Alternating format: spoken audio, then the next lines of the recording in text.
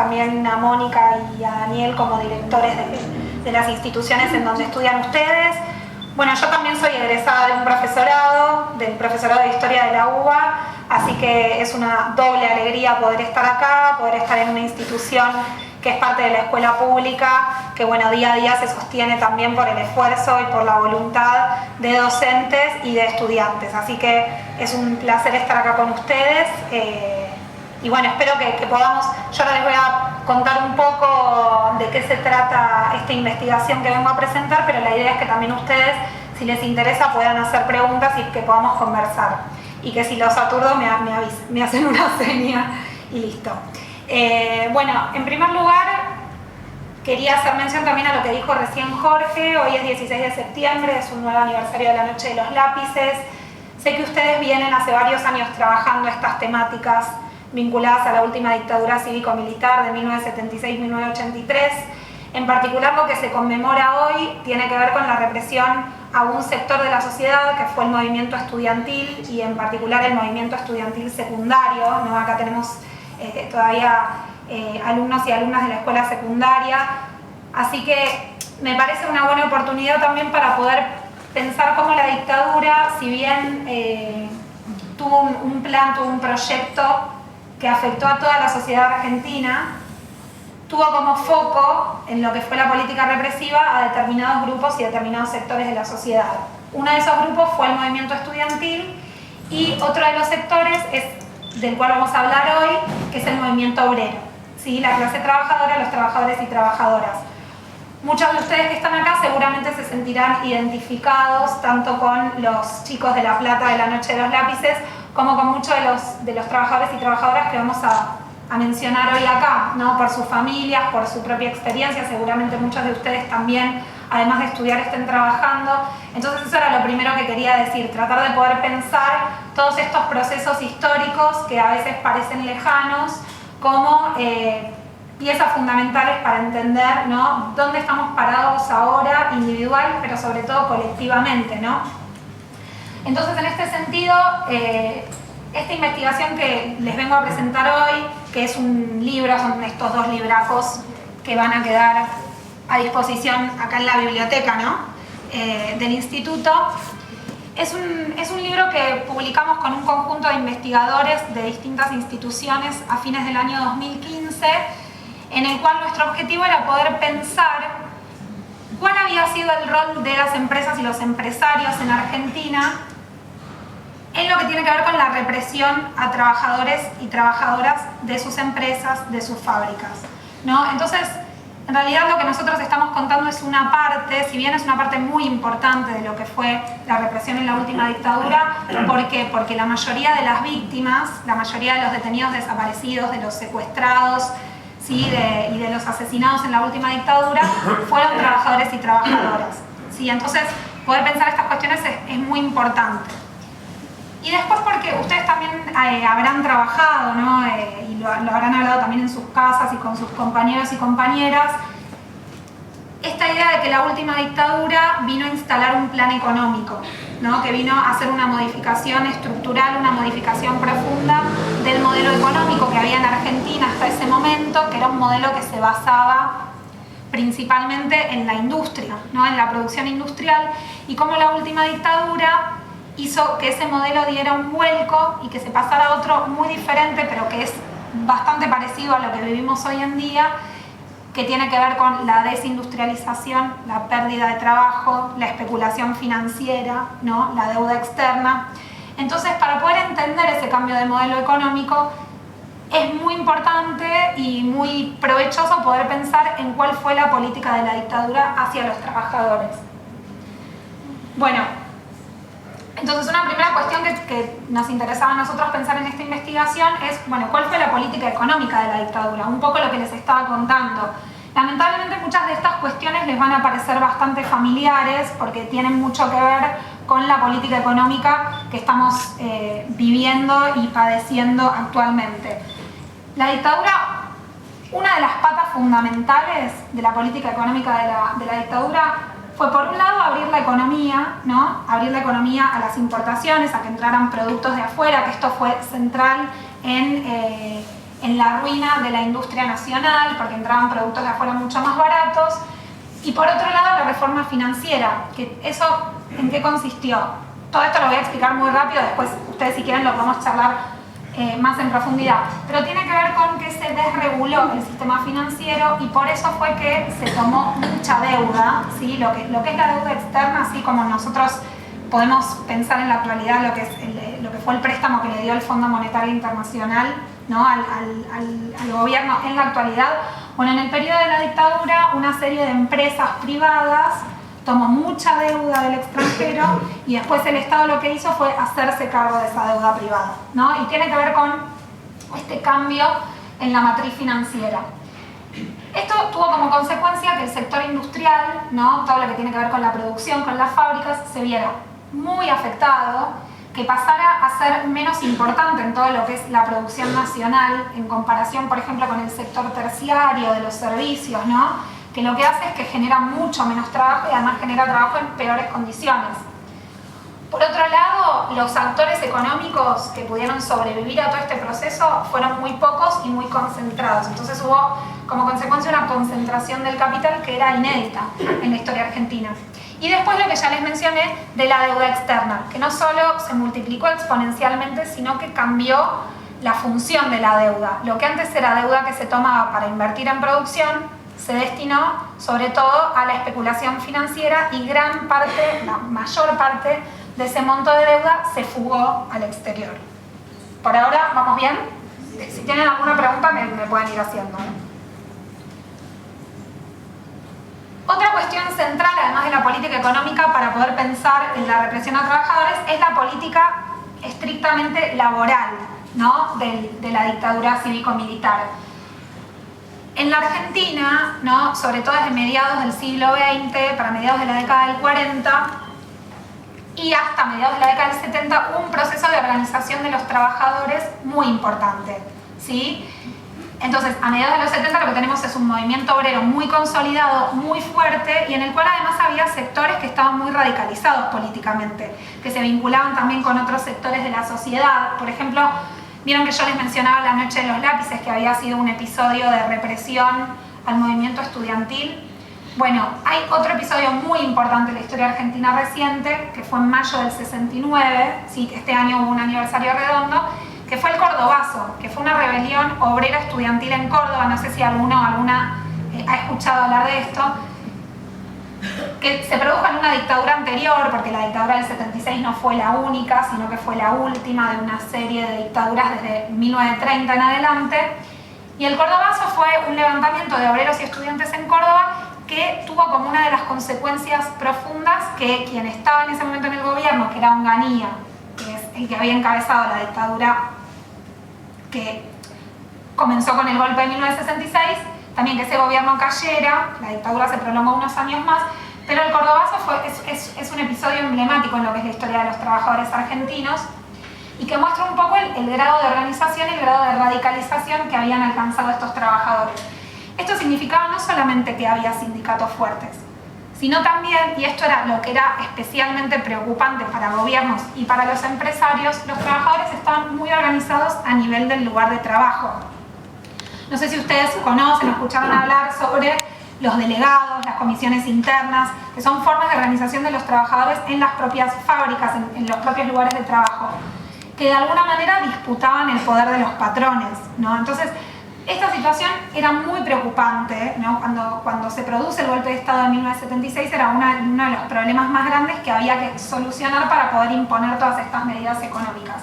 Entonces, en este sentido, lo que va a hacer la dictadura es intervenir la CGT, que es la Confederación General del Trabajo, que es la central sindical, digamos, que agrupa a todos los grandes sindicatos en Argentina, que sigue existiendo. También intervino a los sindicatos más importantes, eso significa que se anulaban las elecciones y que se ponía un interventor militar en estas organizaciones, y además dictó una serie de leyes que fueron muy perjudiciales para el movimiento sindical. Por ejemplo, prohibir el derecho de huelga, que ustedes saben es un derecho que está en la Constitución, eliminar el fuero sindical, que era el que protegía a los delegados y a los representantes sindicales de ser, por ejemplo, despedidos mientras estaban en ejercicio gremial. Se reimplantó la ley de residencia. Bueno, acá tenemos también un ejemplo de cómo los distintos gobiernos de alguna manera acumulan una serie de técnicas y de instrumentos para reprimir a la clase trabajadora y a la sociedad en general. La ley de residencia es una ley de principios del siglo XX que se sancionó con el objetivo de poder expulsar del país, sobre todo a los anarquistas, ¿no? Que eran inmigrantes europeos, que lo que se consideraba en ese momento era que venían a introducir ideologías foráneas entre los trabajadores. Bueno, esa ley que hacia fines de los 50, principios de los 60 se había derogado, la dictadura la vuelve a instalar para poder expulsar del país a personas de nacionalidad extranjera que consideraban que estaban alterando el orden social. Y después sancionaron otras leyes, por ejemplo la ley de prescindibilidad era una ley que permitía despedir a empleados públicos sin indemnizarlos, sobre todo por motivos políticos.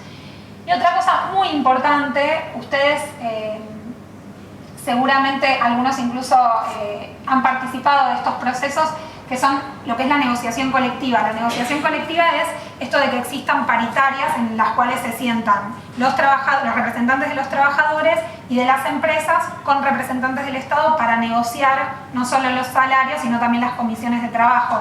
Esto es una conquista histórica que desde el peronismo que existe en la Argentina, la dictadura la suspendió y lo que empezó a hacer es a regular los salarios, ¿no? Según los intereses del propio gobierno. Todas estas medidas se basaron en una política represiva que fue la más intensa de la historia de nuestro país. Acá nuevamente, la represión de la última dictadura no es el único episodio represivo que se registra en la historia argentina. De hecho, el propio Estado Nacional, ustedes saben que se consolida a fines del siglo XIX con episodios como la conquista del desierto, ¿no? Que fue la matanza de los pueblos originarios, sobre todo en el sur del país. Bueno, tenemos, digamos, lamentablemente, ejemplos de antecedentes muy importantes. Pero con la última dictadura sucede una cuestión inédita, que es que vamos a estar en presencia de un Estado terrorista. Esto significa que todos los organismos estatales se ponen en función de ejecutar una represión ilegal. Ustedes saben que el Estado tiene mecanismos legales represivos porque el Estado es la institución que tiene el monopolio de la fuerza, no la policía, las Fuerzas Armadas.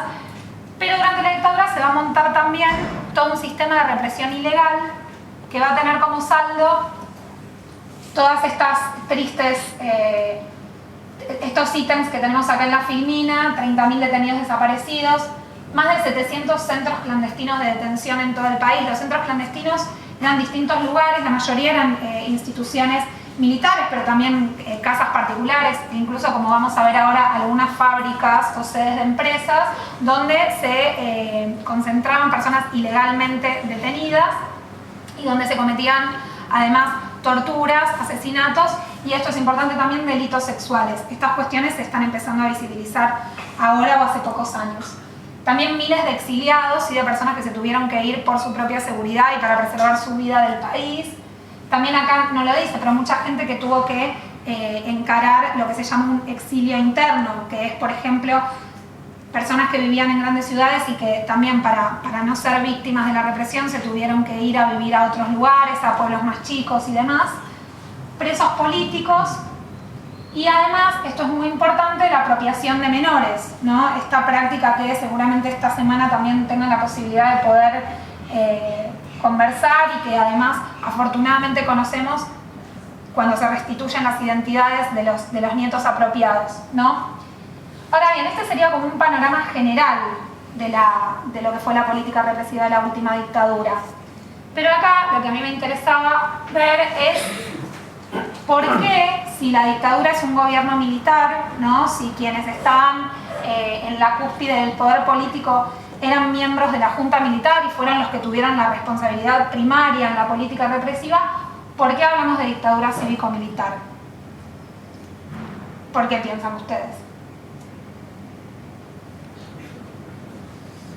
En la guerra de militares participaron personas de la vida cívica que no pertenecían a la Fuerza Armada, como el caso de Ernestina Herrera, de Iglesia. Exactamente. La idea de esta filmina es poder mostrar, vieron que cuando termina la dictadura, ¿no? Apenas termina la dictadura, se crea una comisión, la CONADEP, que fue una comisión investigadora que lo que hizo fue recopilar las denuncias de violaciones a los derechos humanos durante la dictadura, que fue la que publica después el informe Nunca Más, esto en el gobierno de Alfonsín. Y se hace un juicio muy importante a mediados de los 80, que fue el juicio a las juntas militares, donde se condena a los principales responsables militares por estos delitos. Pero que después hay todo un periodo de impunidad por las leyes de obediencia debida y punto final y por los indultos por los cuales durante la presidencia de Menem quienes habían sido condenados son puestos en libertad, ¿no? Después de eso recién, a partir del año 2003 y recién en el año 2005 empiezan los juicios, ¿no?, a los responsables militares, desde la cadena de mando para abajo. Ahora bien, hay otra serie de responsables de los delitos, que acá yo puse algunos ejemplos, que son parte de la sociedad civil, sobre todo en las grandes corporaciones, ¿no? Porque por supuesto para poder ser copartícipe hay que tener una cuota de poder importante. Sí, ahí tenemos en esa foto lo que serían los cómplices o los responsables de los grandes medios. Está Ernestina Herrera de Noble, ahí está Videla, acá, ¿lo ven? Este es Héctor Manieto, y en la foto también está Bartolomé Mitre, que es el dueño de La Nación, ¿no? Manieto y Noble por Clarín, porque en la última dictadura, no sé si conocen el caso Papel Prensa, por el cual las grandes empresas de medios, para quedarse con la empresa Papel Prensa, que era la que produce todavía el papel para los diarios, se organizó el secuestro y la desaparición de quienes eran los dueños de Papel Prensa. Ese es un ejemplo de lo que se conoce como delitos económicos en la dictadura, que no es exactamente lo que vamos a ver hoy, pero que sí es importante mencionar. Sí, que es cuando el aparato represivo se pone en función de objetivos directamente económicos, como por ejemplo secuestrar empresarios para extorsionarlos y quedarse con sus empresas, o que se las vendieran a un precio irrisorio comparado con el valor real de esas empresas, ¿no? Después acá tenemos también a Videla con Pío Laghi, que era el representante del Vaticano en la Argentina, como para poder también ilustrar la complicidad de la jerarquía de la Iglesia Católica en la represión.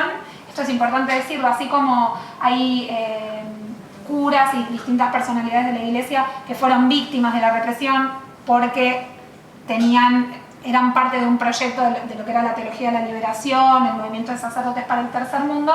La cúpula de la Iglesia Católica estuvo íntimamente vinculada con la jerarquía militar, y de hecho incluso hay un caso muy emblemático que es de un sacerdote, el cura von Bernix de La Plata, que fue condenado por delitos de lesa humanidad. ¿Te puedo decir algo? Sí.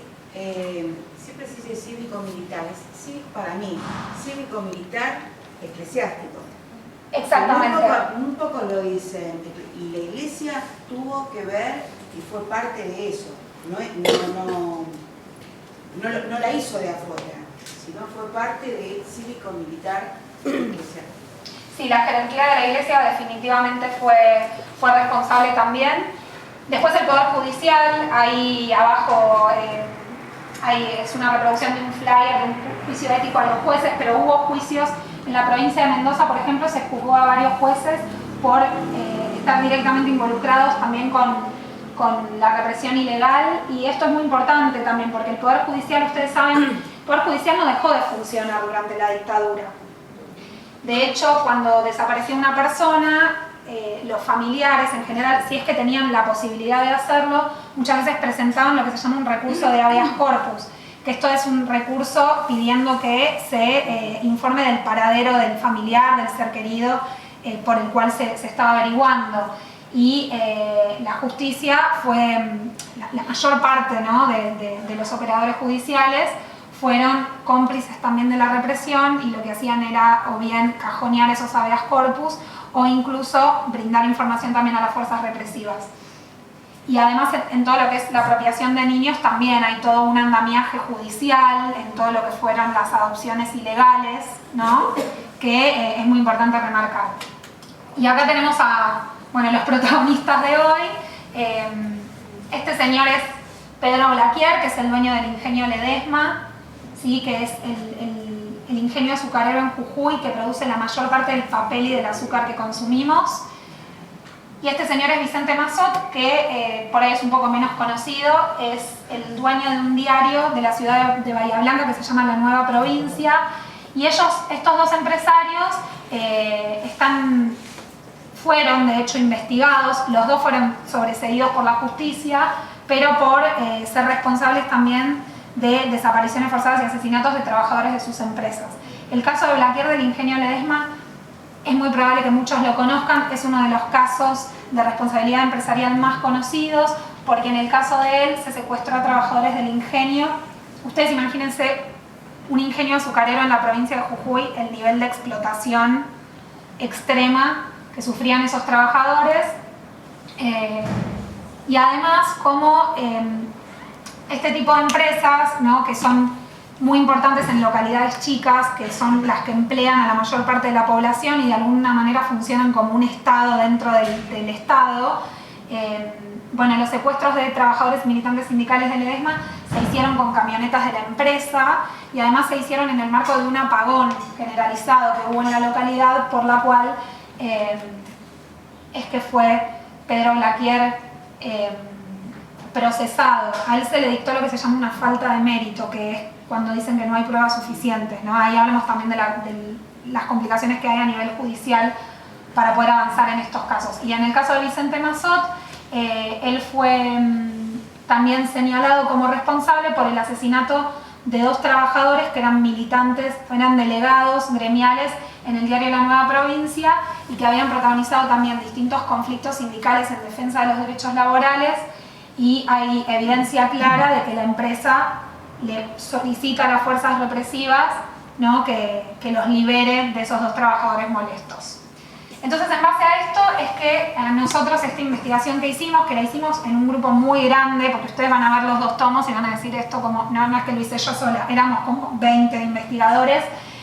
Jorge mencionaba la importancia del trabajo interdisciplinario. Nosotros, en mi caso, yo soy profesora de historia y muchos de los compañeros y compañeras que hicieron esta investigación también, pero también participaron abogados, sociólogos, ¿sí?, antropólogos, antropólogas, con lo cual fue un trabajo que implicó mucho esfuerzo en mucha gente y también de distintas perspectivas. También hubo abogados y abogadas, porque bueno, hay abogados y abogadas que se interesan también por estos temas. Y nuestra idea era poder pensar cómo contribuir, ¿no?, a las investigaciones que se preguntan justamente por esta faceta de la dictadura, que es lo que es la pata cívica, ¿no?, que en mi caso yo cuando digo cívico estoy incluyendo a la iglesia. Siempre que digo cívico-militar pienso también en la iglesia dentro de esa idea. Pero nosotros nos preguntamos especialmente por el rol de los empresarios, y nos preguntamos por el rol de los empresarios y de las empresas específicamente en la represión a sus trabajadores, ¿no? Para eso lo que hicimos fue investigar estas 25 empresas, ¿no? Estas empresas están todas radicadas en la Argentina, en distintas regiones del país. Ahora se las voy a mencionar, muchas las van a conocer, muchas son empresas que producen productos que consumimos diariamente, o medios de transporte que nos tomamos diariamente también. Nuestra idea era pensar cuál había sido en estos 25 casos el rol de las empresas y además de personalidades individuales, ¿no?, del empresariado en la represión a trabajadores. De todas estas empresas teníamos diferentes evidencias en relación a que había habido participación e involucramiento en estos hechos represivos. No es que elegimos cualquier caso, porque además si no hubiese sido inabordable.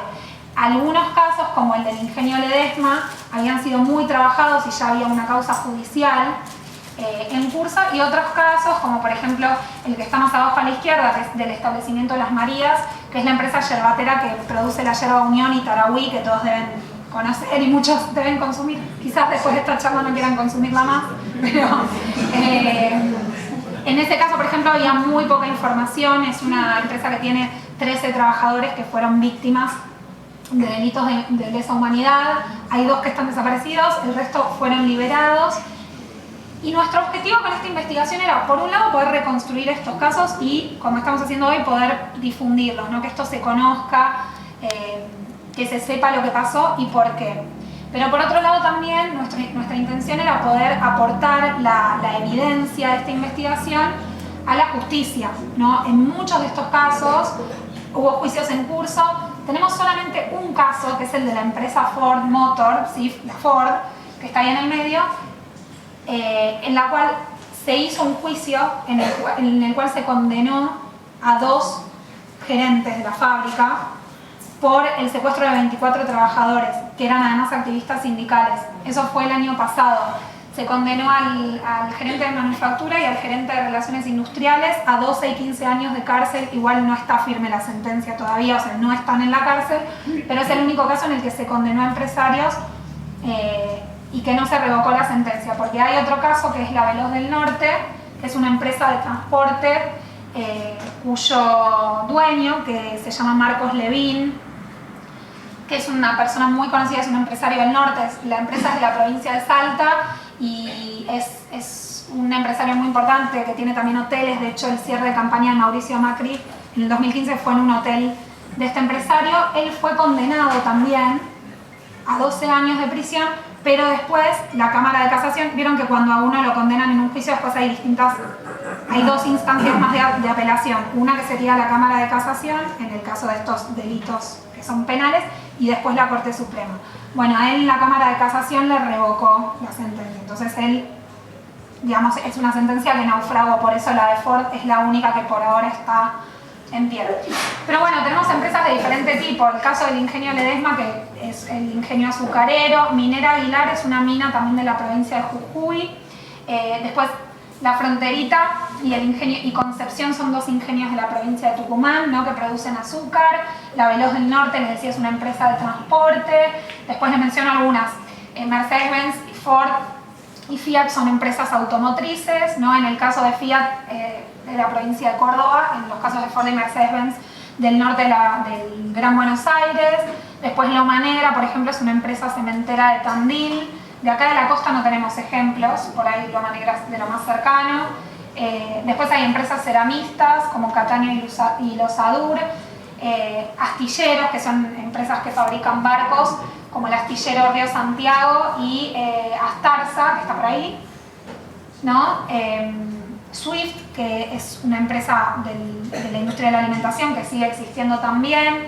Lo mismo que Molinos Río de la Plata, hay muchos, por ejemplo, fideos que son fabricación de molinos, Alpargatas y Grafanor, que son industrias textiles. Y después tenemos ejemplos muy importantes también que son las fábricas siderúrgicas, ¿no? Que son las fábricas que producen acero. Tenemos Propulsora Siderúrgica, tenemos, no encuentro ahora el logo, tenemos a Sindar, que la iba a mencionar especialmente, que hay un compañero acá que sabe mucho del tema, que después si quiere nos puede contar un poco más, y Dalmine Siderca, que es del grupo Techin, sí, que está en Campana. Bueno, todas estas empresas, como verán, representan una variedad enorme de actividades económicas. Hay algunas empresas, como el caso de Ford, que son multinacionales, otras son empresas argentinas. La cantidad de trabajadores de cada una de ellas varía, también el tipo de actividad. Por ejemplo, la Nueva Provincia, que les mostraba la foto de Mazot, es un diario, ¿no? Es una empresa de servicios, y después tenemos establecimientos industriales más clásicos, como es el caso, por ejemplo, de la textil Alpargatas, ¿no? Pero la idea era poder tener una representación amplia a nivel nacional, como para poder pensar no solamente los casos en particular, sino poder poner en relación estos casos y pensar en distintos patrones de comportamiento de estas empresas. Entonces, para cada una de las empresas, por un lado, nos interesaba saber, bueno, qué producen y cómo se organizaba el trabajo, ¿no? Como para poder entender esa lógica. Y a partir de eso, poder explicar el proceso de organización de los trabajadores y de conflictividad, ¿no? Si había habido huelgas, ¿no? Cómo eran los sindicatos, quiénes eran los representantes gremiales, para poder a partir de eso después reconstruir el proceso represivo. Y en este sentido me detengo un segundo para decir algo que para mí es muy importante. Vieron que la dictadura fue el 24 de marzo de 1976, ¿no? La dictadura, yo considero, y bueno, mis compañeros y compañeras que también escribieron el informe, fue un punto de inflexión muy importante, ¿no? Que implicó que la represión cobrara otra dimensión cuantitativa, ¿no? Por la cantidad de víctimas por un lado, pero además cualitativa por lo sistemático de esto de los centros clandestinos de detención, la tortura, ¿sí? La apropiación de niños, la apropiación de bienes materiales también. Pero eso no significa que no tengamos algunos casos en los cuales la represión con esa intensidad no haya comenzado antes, ¿no? Por ejemplo, yo les mencioné los ingenios en Tucumán. En Tucumán, en febrero de 1975, o sea, un año antes del golpe, cuando la presidenta era María Estela Martínez de Perón, Isabelita, Tucumán es una provincia que por el tema de los ingenios azucareros tiene también una historia de organización sindical enorme. De hecho, en la dictadura anterior, en la de Onganía, se cerraron 11 de los 27 ingenios que había en la provincia, lo cual provocó una crisis social enorme, muchísima desocupación, hambre, desnutrición, que un porcentaje enorme de la población tucumana se tuviera que ir de la provincia para buscar trabajo en otras regiones del país, con lo cual Tucumán era una provincia muy golpeada y lo que hizo Isabel fue en febrero del 75, el gobierno, que era un gobierno constitucional, firmó un decreto para aniquilar a un foco guerrillero que había en Tucumán del ERP, del Ejército Revolucionario del Pueblo. Eso es lo que se conoció como Operativo Independencia, y que fue un operativo militar en el marco del cual se instaló un centro clandestino de detención y se llevó adelante una represión de las características que tuvo después la represión a nivel nacional con la dictadura. Entonces, por ejemplo, en el caso de Tucumán, podemos ver que el terrorismo de Estado opera desde antes del 24 de marzo. En la provincia de Córdoba también, que tuvo una intervención militar en el 74, tenemos casos, en el caso de Fiat, que son previos al golpe. En el caso de Acíndar, en Villa Constitución también hay una intervención militar en el año 75 y un operativo que se llamó el Operativo Serpiente Roja del Paraná, que tenía como objetivo desarticular todo lo que era la militancia sindical en el norte de la provincia de Buenos Aires y el sur de la provincia de Santa Fe, y que tuvo también mecánicas parecidas. Entonces, si tenemos estos casos particulares donde es importante reconocer que el proceso represivo es previo al golpe, pero a nivel sistemático, a nivel nacional, el golpe de Estado fue el que puso en marcha, ¿no?, el terrorismo de Estado a escala nacional. Entonces, nosotros analizamos los secuestros y desapariciones a nivel de cada uno de los casos y después pensamos, bueno, en esos secuestros, ¿cuál fue la participación de las empresas? Una primera cuestión para que vean la magnitud del proceso represivo. De estas 25 empresas, nosotros identificamos casi 900 víctimas, ¿no? Y hay empresas que tienen niveles de represión altísimos, ¿no? Acá vieron que dice, hay 5 casos de empresas que tienen entre 70 y más de 100 víctimas, ¿no? Por ejemplo, yo les mencionaba Propulsora Siderúrgica, Acíndar, son casos con muchísimas víctimas. La mayoría de las víctimas que nosotros identificamos eran sindicalistas o tenían distintos niveles de participación gremial, es decir que podemos pensar que uno de los causales principales de los secuestros y las desapariciones fue esa participación, ¿no?, en el movimiento sindical, ese cuestionamiento al poder empresarial en el lugar de trabajo, ¿no? Así que esta es una cuestión central. También la vinculación entre los conflictos, las huelgas que hubo. En la dictadura, más allá de la escalada represiva, hubo huelgas, hubo conflictos sindicales y fueron duramente reprimidos. Hay una relación bastante directa entre represión y conflictividad laboral. Entonces, nosotros lo que vimos en estos casos, analizando cada una de las 25 empresas, es que en cada uno de esos casos identificamos distintas formas en las cuales los empresarios, acá estamos hablando de lo que está en la filmina anterior, que la pasé rápido para no aburrir, según el caso nosotros vemos que quienes se involucran en la represión pueden ser o bien los dueños de las empresas o lo que se llama el personal directivo y jerárquico, ¿no?, que puede ir desde los gerentes de una empresa hasta los capataces, ¿no?, lo que serían cuadros medios, que en beneficio de esa empresa se involucraron de diferentes maneras en la represión a trabajadores. Por un lado, esto significa que muchos espacios laborales fueron militarizados. ¿Qué quiere decir esto? Que, por ejemplo, en el caso del astillero Río Santiago, que era un astillero, una fábrica de barcos, que todavía sigue existiendo, de hecho está en crisis, ¿no?, y tiene conflictos laborales muy importantes, acá en la provincia de Buenos Aires, en la zona de Ensenada, ahí por la zona de La Plata, no sé si conocen, Bueno, toda esa zona donde está el astillero, también está la destilería de YPF, está también Propulsora Siderúrgica, que es del grupo Techin también. Ese espacio directamente se militarizó. Esto significa que los trabajadores, por ejemplo, llegaban al trabajo y además de tener que fichar, como se hace en cualquier fábrica, tenían que pasar una requisa. En el caso del astillero tardaban 4 horas en entrar a los puestos laborales porque los revisaban las fuerzas militares. Además, en muchos casos estas fuerzas militares estaban apostadas dentro de los establecimientos con listados aportados por las propias empresas. Entonces, cuando entraban los trabajadores decían, bueno, a este nos lo llevamos, a este no. Esto en varios casos sucedió. El astillero es un ejemplo. Después hay situaciones extremas, como por ejemplo la instalación de centros clandestinos de detención dentro de las fábricas. En el caso de Asindar, en Villa Constitución, lo que eran los albergues que estaban construidos originalmente para vivienda de los trabajadores, se apostaron las fuerzas militares y ahí torturaban y mantenían gente secuestrada. Lo mismo en el quincho de la empresa Ford, que era la que yo les mencionaba, que tiene los 2 gerentes condenados. Bueno, estas prácticas de centros clandestinos dentro de las empresas lo vimos en 5 de los 25 casos, con lo cual podemos observar que hay cierta sistematicidad. Después, otra forma de participar en la represión es la iniciativa empresarial. ¿Qué quiere decir esto? La entrega de listas, de información, estos llamados de las empresas que están documentados en diferentes fuentes, no solamente en testimonios de los sobrevivientes, sino que hay documentos, ¿no?, que acreditan esta participación. O, por ejemplo, un trabajador que lo van a buscar a un domicilio, que era el que figuraba en su legajo de la empresa, y solamente figuraba ahí y no vivía más ahí. Bueno, eso es un indicio de que es la empresa la que da esa información. O trabajadores que estaban secuestrados y que vieron sus legajos laborales, los legajos de la empresa, en los lugares de detención. O, por ejemplo, yo les mencionaba antes a Marcos Levín de la Veloz del Norte. Bueno, en el caso de él está denunciado como por haber estado presente durante los interrogatorios bajo tortura a los trabajadores de su empresa, ¿no? Entonces, de esta manera las empresas brindaron diferentes aportes que facilitaron e hicieron posible la represión.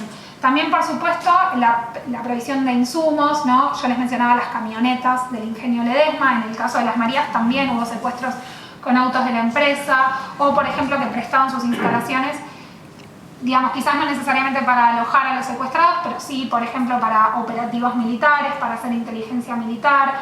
Muchas empresas tenían personal militar y policial trabajando, ¿no?, haciendo inteligencia, o sea, persecución de los trabajadores dentro de las mismas empresas, y en muchos casos eran trabajadores en blanco de las empresas quienes hacían esta tarea. Entonces, lo que nosotros vimos es que estas prácticas empresariales represivas, ¿no?, esta provisión de distintos recursos e insumos para facilitar la represión, seguían distintos patrones que nosotros veíamos repetirse en los casos. Por ejemplo, en el 88% de los 25 casos se produjeron secuestros de trabajadores dentro de las fábricas. Las fábricas son propiedad privada, salvo las fábricas estatales, ¿no? Y en muchos casos las fuerzas policiales y militares ingresaban a las fábricas y secuestraban a los trabajadores del interior, ¿no? Y otra práctica muy común era que se despedía o se producía el retiro forzado de trabajadores que tenían distinta militancia gremial, y en muchos casos ya estaban secuestrados o desaparecidos, ¿no? Era muy común que quizás un trabajador era secuestrado, la familia iba a la fábrica a explicar que no sabían dónde estaba su familia, que por eso no trabajo, y la fábrica cesaba la relación laboral. En el 76% de los casos nosotros pudimos registrar que la empresa entregó información privada de los trabajadores y listados a las fuerzas represivas, ¿no? Esto pasa, por ejemplo, en el caso de Ford, o esto que les contaba yo de la entrega de legajos laborales, donde figura, por ejemplo, la dirección, o la entrega de fotografías a las fuerzas represivas para poder llevar adelante los secuestros.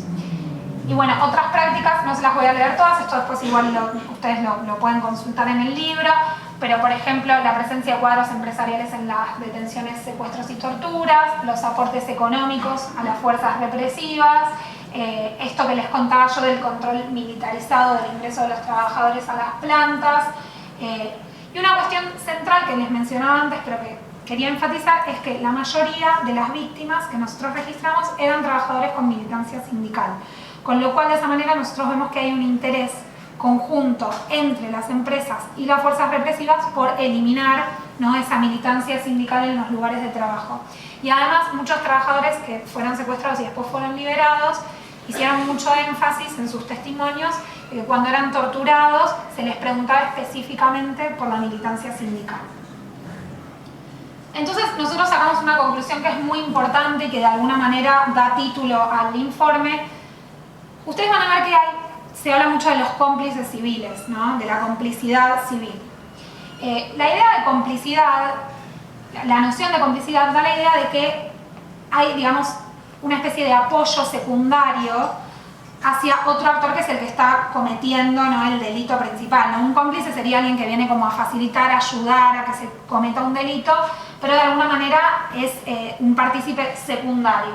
Nosotros lo que vimos en los casos que analizamos es que el grado de involucramiento de las empresas, el grado de iniciativa, ¿no?, para participar de los hechos represivos es tan claro que no podemos hablar de complicidad, sino que lo que vemos nosotros es una alianza represiva, militar empresarial.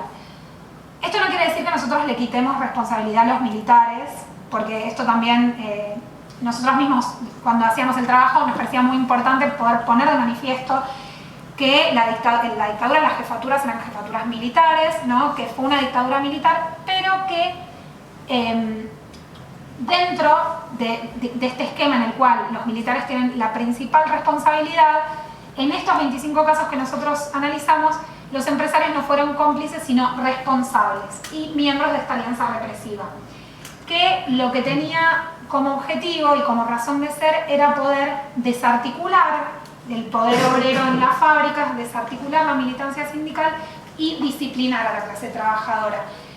Y esto significa que no solamente se buscaba disciplinar a quienes fueron víctimas directas, porque ustedes imagínense estar trabajando en una fábrica donde el delegado es secuestrado ahí del mismo lugar donde vos trabajás, no querés hacer política nunca más en tu vida, ¿no? Entonces, esta idea de disciplinamiento en realidad apunta a la totalidad de los trabajadores, ¿no?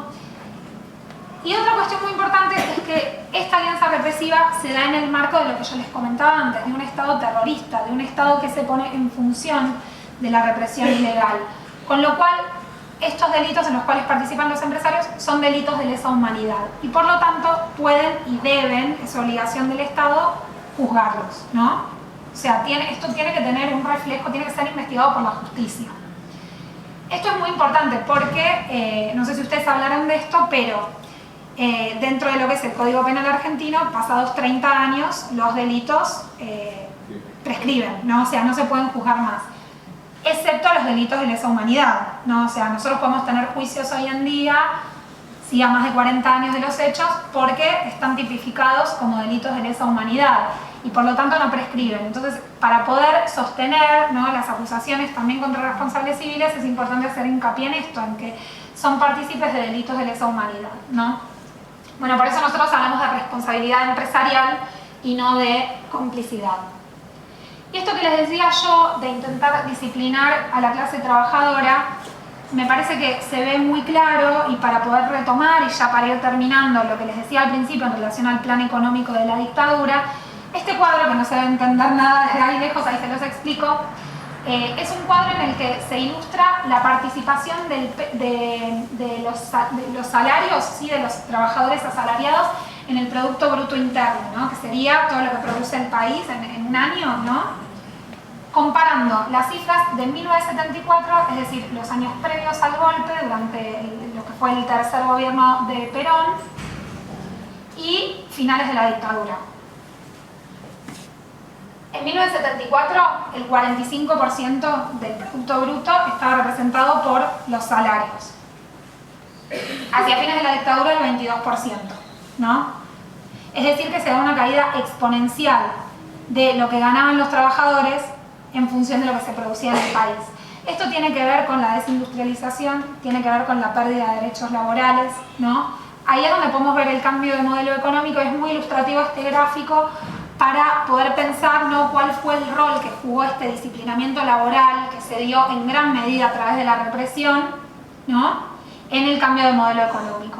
Y es importante pensarlo y tratar de establecer también lazos, ¿no?, con el presente, poder pensar hoy en día cuáles son las cuestiones que se discuten en términos de derechos laborales, ¿no? Ahora, yo sé que acá en la costa también llegó todo el fenómeno de Uber y de Rappi y Globo, ¿no?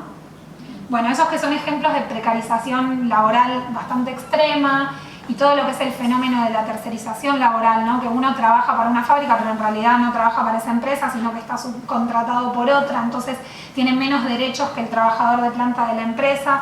Bueno, todas esas cuestiones, de alguna manera, desde nuestra perspectiva de quienes hicimos esta investigación, se apoyan, ¿no?, en lo que fue este cambio estructural durante la dictadura, que tuvo en la represión una de las patas y de los fundamentos principales, porque si bien no quiero hacer historia contrafáctica, si uno se pone a pensar, es muy difícil, ¿no?, pensar en una modificación de esta magnitud sin la represión en el medio. Bueno, para terminar les quería mostrar todos estos casos. Yo les decía que hay diferentes grados de avance a nivel judicial. En algunos casos no hay causa judicial, en la mayoría de los casos, por ejemplo, los trabajadores muchas veces fueron parte de otras causas, pero no es que se juzgaban responsables por la represión de ellos en tanto trabajadores y militantes, sino, por ejemplo, trabajadores que estuvieron en determinado centro clandestino de detención y hubo un juicio por ese centro clandestino, ¿no? Pero en general juzgar la responsabilidad empresarial ha sido prácticamente imposible, si bien es algo que se viene marcando desde lo que yo les mencionaba de la CONADEP y el informe Nunca Más, que ya ahí, por ejemplo, el caso de Asindar ya está mencionado. Estamos hablando del año 84, ¿no? Para que esto tuviera un reflejo judicial hubo que esperar muchísimo, y tenemos solamente el caso del juicio de Ford, donde efectivamente se condenaron estos delitos. Esto también tiene que ver con que los sectores que se busca responsabilizar son sectores que tienen mucho poder aún hoy, ¿no?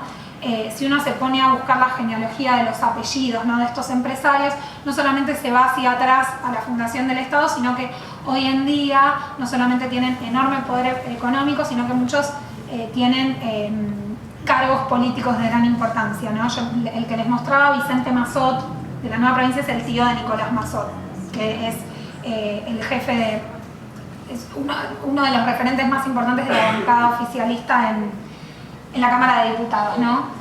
Con lo cual, esto es importante para pensarlo, porque la justicia tampoco funciona automáticamente, estas investigaciones tampoco se hacen casualmente. Nosotros esta investigación la hicimos en su momento, antes de diciembre del 2015, con el apoyo del Estado Nacional. Entonces, también es muy importante pensar en los contextos en los cuales nosotros podemos hablar de esto, pero además podemos traducirlo en una reparación real de las víctimas, que yo creo que centralmente se da a través de la justicia. Así que bueno, les quería agradecer mucho que me hayan escuchado tan atentamente, y si tienen ganas de que sigamos conversando, charlando, si alguien quiere decir algo o tiene alguna pregunta, bienvenidos sean, y quedan los libros por acá.